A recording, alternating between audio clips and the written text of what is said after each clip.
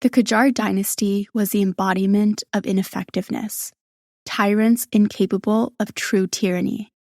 This is the story of their demise. The Qajar's strategy was one of delegation, always shifting responsibility away from themselves. To control the country, they handed over vast regions to tribal leaders in exchange for hefty taxes. Foreign relations were delegated to the nobility and a sprawling network of princes. As for national resources, they were sold to the highest bidder. They sought power without the burdens of governance, craving only wealth and the illusion of control. Under their rule, Iran suffered. The country's borders shrank, distant regions operated as semi-autonomous states, and its resources were ruthlessly exploited, mostly by the two neighboring superpowers, the Russian Empire in the north and the British in the south. Disillusioned by their leaders, the people craved change. The first instance of this was the tobacco protests. When Nasser al-Din Shah, the fourth king in the Qajar dynasty, sold the Iranian tobacco industry to a British company in 1890, people became angry. After a religious fatwa, they stopped using tobacco altogether, and the government was forced to take back the concessions. The Iranians had finally found their voice, and they were only getting started. The assassination of Nasser al-Din Shah in 1896 set the stage for further turmoil. His successor, Mozaffar al-Din Shah, was ill-prepared to handle a nation on the verge of rebellion. After public outrage over the punishment of sugar merchants in 1905, people demanded a bigger role in politics. By 1906, persistent protests forced the Shah to establish the Majlis, Iran's first parliament in 1906, ushering in constitutional governance. But Mozaffar al-Din Shah was gravely ill, and soon after signing the constitutional order, he passed away. His son, Muhammad Ali Shah, wasted no time in dismantling these reforms. Backed by Russia, he bombarded the Majlis in 1908 and shut it down, triggering outrage across the country. Protests erupted nationwide. In Tabriz, Sattar Khan and Baghar Khan led the resistance, while regional movements like Mirza Kuchak Khan's Jangal Rebellion in Gilan gained momentum. By 1909, resistance forces from the north and south had united, forming an army that marched towards Tehran. In July of that year, these forces captured the capital, forcing Muhammad Ali Shah to abdicate.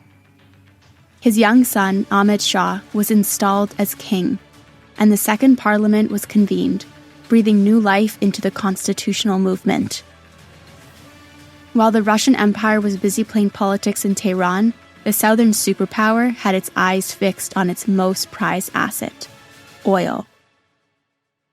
The discovery of oil in Masjid Soliman in 1908 turned Iran into a strategic region for the British and impacted their role in the south.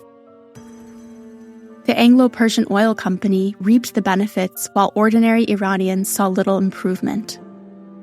Meanwhile, World War I exacerbated Iran's fragility, with the country becoming a battleground for British, Russian, German, and Ottoman interests. In the aftermath of the war, Iran lay in ruins. The decade-long experiment with democracy appeared to have failed. Famine, destruction, and economic collapse left most people worse off than before. Disillusioned and desperate, they yearned for change, anything that might improve their lives. For many, that change came in the form of Reza Khan.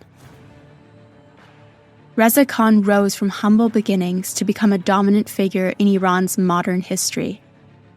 Following the 1921 coup, he was appointed Minister of War, where he unified the army, subdued rogue tribal leaders, and eventually became the country's prime minister.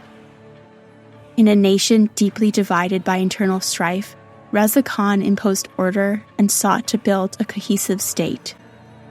He despised the Qajar dynasty's mismanagement and envisioned a unified, modern Iran capable of prosperity.